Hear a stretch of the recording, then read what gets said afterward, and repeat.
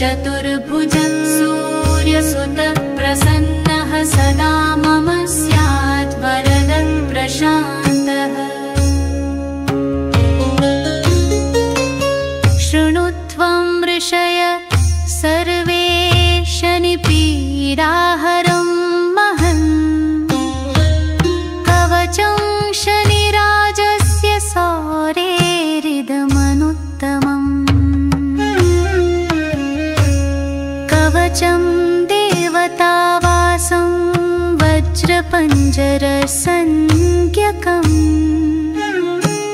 शनैश्चरप्रीतिकरं सर्वसौभाग्यदायकम्। ॐ श्री शनैश्चरः पातु भालं मे सूर्यनन्दनः नेत्रे छायात्मजः पातु पातु कर्णो यमानुजः।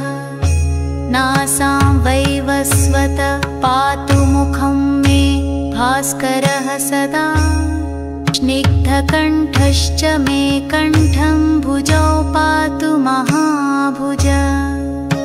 स्कन्धौ पातु शनिश्चैव करौ पातु शुभप्रदः वक्ष पातु यमभ्राता कुक्षिं पात्वसितस्तथा।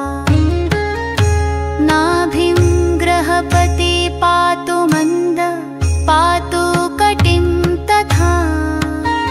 ऊरु ममान्तक पातु यमो जानुयुगं तथा। पादौ मन्दगति पातु सर्वाङ्गं पातु पिप्पलः अङ्गोपाङ्गानि सर्वाणि रक्षेन्मे सूर्यनन्दनः। इत्येतत् कवचं दिव्यं पठेत् सूर्यसुतस्य यः न तस्य जायते पीडा प्रीतो भवति सूर्यजः। व्ययजन्मवितीयस्थो मृत्युस्थानगतोऽपि वा कलत्रस्थो गतो वापि सुप्रीतस्तु सदा शनिः।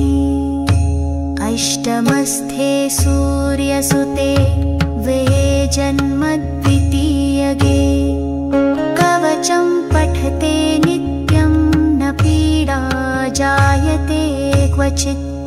इत्येतत् कवचं दिव्यं सौरेर्यन्निर्मितं पुरा द्वादशाष्टमजन्मस्थदोषान् नाशयते सदा। जन्मलग्नस्थितान् दोषान् सर्वान् नाशयते प्रभुः। इति श्रीब्रह्माण्डपुराणे ब्रह्मनारदसंवादे शनिवज्रपञ्जरकवचम्